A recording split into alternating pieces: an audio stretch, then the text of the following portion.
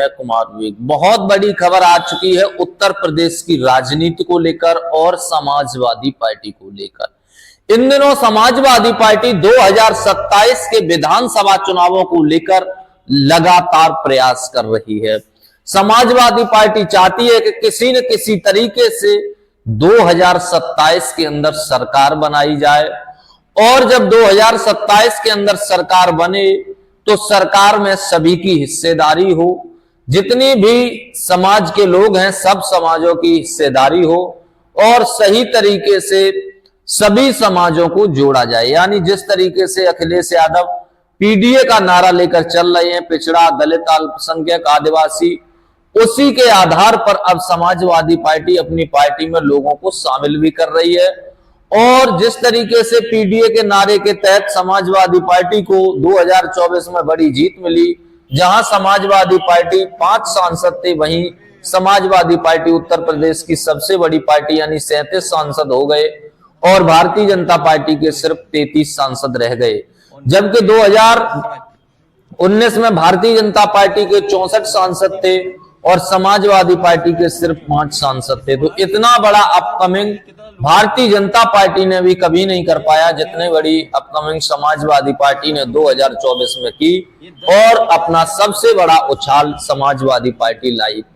इसी को आगे बढ़ाते हुए समाजवादी पार्टी के राष्ट्रीय अध्यक्ष अखिलेश यादव अब चाहते हैं कि 2027 में भी यही काम किया जाए और पार्टी को आगे बढ़ाया जाए और किसी न किसी तरीके से उत्तर प्रदेश में सरकार भी बनाई जाए।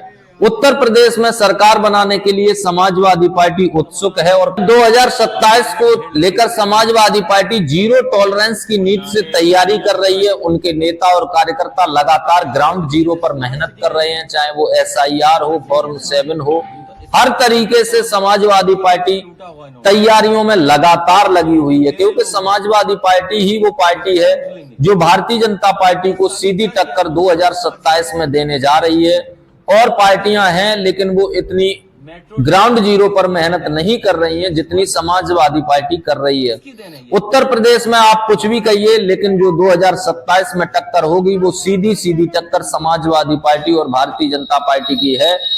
और दूसरी पार्टियां हैं लेकिन वो गठबंधन का सहारा लेकर आगे आ सकती हैं, लेकिन सीधी तौर पर टक्कर नहीं ले सकती हैं, क्योंकि भारतीय जनता पार्टी और समाजवादी पार्टी इसलिए टक्कर ले पा रही है भारतीय जनता पार्टी से क्योंकि ग्राउंड पर समाजवादी पार्टी का कार्यकर्ता काफी मेहनती है और सक्षम भी है।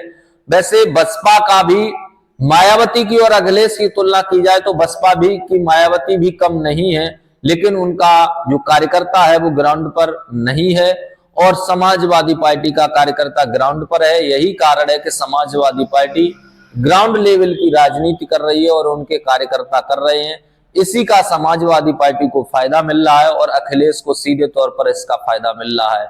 जिस तरीके से समाजवादी पार्टी का कार्यकर्ता जमीन पर मेहनत कर रहा है, उस तरीके के कार्यकर्ता अगर बसपा और कांग्रेस के पास हो तो कांग्रेस और बसपा सपा से बड़ी पार्टी बन सकती है। लेकिन समाजवादी पार्टी का जो कार्यकर्ता है वो सक्षम भी है और ग्राउंड जीरो पर भारतीय जनता पार्टी से टक्कर भी ले रहा है। कई जगह आपने देखा होगा कि जब वोट खुलते हैं तो लोग लाठी ले लेकर ईवीएम भी रखाते हैं। ये भी आपको उत्तर प्रदेश में नजर आया होगा। अब जो बड़ी खबर आ रही है